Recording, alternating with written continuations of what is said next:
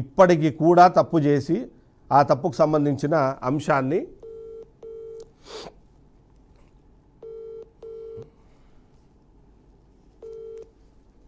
Hello hello sir, good morning sir. నా పేరు చిదంబరం అండి. నేను బీఆర్కే న్యూస్ ఛానల్ నుంచి మాట్లాడుతున్నాను. చెప్పండి చిదంబరం గారు. సార్, ఇప్పుడు ఈ మధువంశీ కృష్ణకు సంబంధించిన పిటిషన్ మా వాళ్ళు మీకు ఇచ్చారు కదా, దాని మీద ఏం చర్యలు తీసుకున్నారు సార్? ఎప్పుడు ఇచ్చారండి? నిన్న రాజు అని వచ్చి ఇచ్చారు కదండి, 100 కూడా కాల్ చేశారు. నిన్న పిటిషన్ ఇవ్వలేదు, మరి ఒకసారి కన్ఫర్మ్ చేసుకోండి రాజు. నిన్న స్టేషన్ వచ్చి పిటిషన్ అయితే ఇవ్వలేదు. ఓకే సార్, ఇప్పుడు మా వాళ్ళు వచ్చి మీకు కంప్లైంట్ ఇచ్చినప్పుడు యూజువల్గా ఎప్పుడో ఎవరైనా అక్రమంగా మట్టి తవ్వుతుంటే వచ్చి కంప్లైంట్ ఇచ్చారనుకోండి, ప్రొసీజర్ ఏంటి సార్ దానికి?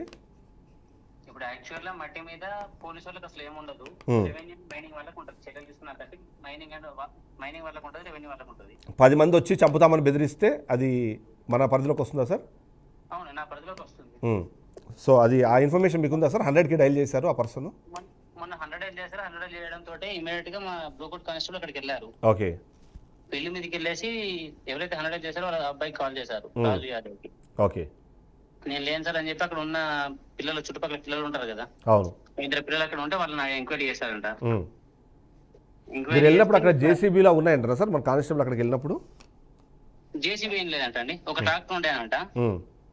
ఇక్కడ ఏం చేస్తున్నా బాబు, ఇక్కడ సీట్ దగ్గర వచ్చినామంటే వెళ్ళిపోవాలి బాబు అని చెప్పేసి పంపించేశారంట.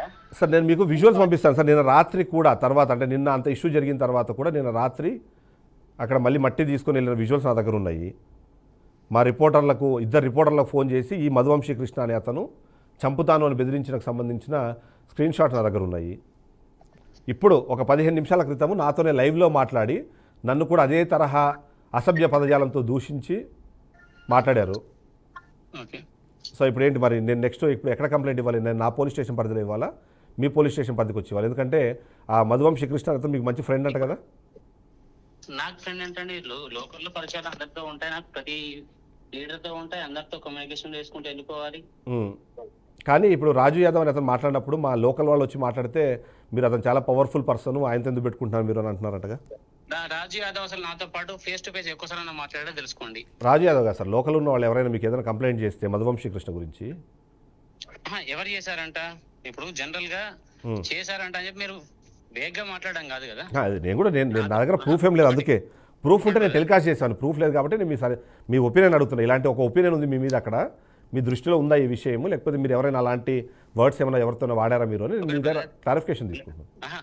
లోకల్ లీడర్స్ తో కాకుండా మీరు ప్రెస్ వాళ్ళతో మాట్లాడండి, ఎవరితో మాట్లాడి ఎంక్వైరీ చేసుకోండి. ఓకే. ఎలా ఉంటారు గారు, ఎలా మాట్లాడతారు, ఏం చేస్తారని తెలుసుకోండి. ఎవరైనా వచ్చినప్పుడు ప్రతి ఒక్కరు రిసీవ్ చేసుకునే విధంగా వాళ్ళని రిసీవ్ చేసుకుంటాం, మాట్లాడతాం, పంపించేస్తాం. ఓకే. స్పెషల్ గా మాకేముంటుంది వాళ్ళతో పాటు. ఓకే. సో ఇప్పుడు నన్ను ఆయన లైవ్లో అబ్యూజ్ చేసినవి, తర్వాత మా రిపోర్టర్లకు ఫోన్ చేసి బెదిరించినవి, వాటి మీద మీరు కేసు బుక్ చేస్తారా సార్? థ్రెటనింగ్ అనేది ఇక్కడ నుంచి జరిగినట్టుంది కాబట్టి మీరు ఎక్కడ ఉందో అక్కడ కూడా కంప్లైంట్ చేయొచ్చు. ఓకే. ఇష్యూ ఏం లేదు.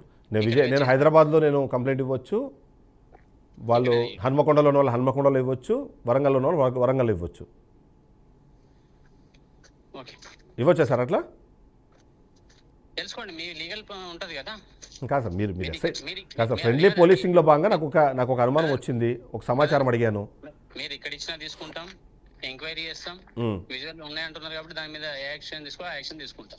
ఓకే. మీరు ఎక్కడ ఇచ్చినా పర్లేదు. కాదు సార్, ఇప్పుడు మామూలుగా ఎవరైనా ఇప్పుడు ఇలా చంపుతానని బెదిరించడం కానివ్వండి, మనుషులను తీసుకొని ఒక ప్రాంతానికి వెళ్ళి అలాంటి ప్రయత్నం చేసినప్పుడు ఏ సెక్షన్ల కింద మేము కంప్లైంట్ చేయాలి సార్? బ్రదర్, అన్ని ఫోన్లో కాదు కదా, మీరు పిటిషన్ తీసుకుని వచ్చేసి మేము ఏ సెక్షన్ లో అప్లికేబుల్ అయితే ఆ సెక్షన్ బట్టి వస్తాం.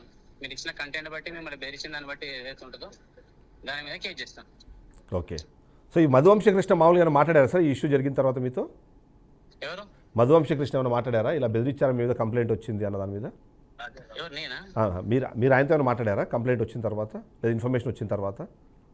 ఎవరితో అంటే ఇప్పుడు రాజు యాదవ్ అనే వ్యక్తి 100 నెంబర్ కాల్ చేసినప్పుడు అది మీకు సంబంధించింది కాబట్టి మీకు డైవర్ట్ చేస్తుంటారు దాన్ని. మీరు మీ కానిస్టేబుల్ పంపించారు, ఆయన చెప్పారు అవునండి ఇట్లా మధువంశీ కృష్ణ ఆయన మనుషులు పంపించి నన్ను బెదిరించారు అని ఆయన చెప్పారు. దాని మీద మీరు ఏమైనా ఫర్దర్గా ఇన్ఫర్మేషన్ తీసుకోవడం కానివ్వండి, మాట్లాడడం కానీ ఏమైనా చేశారా మధువంశీతో?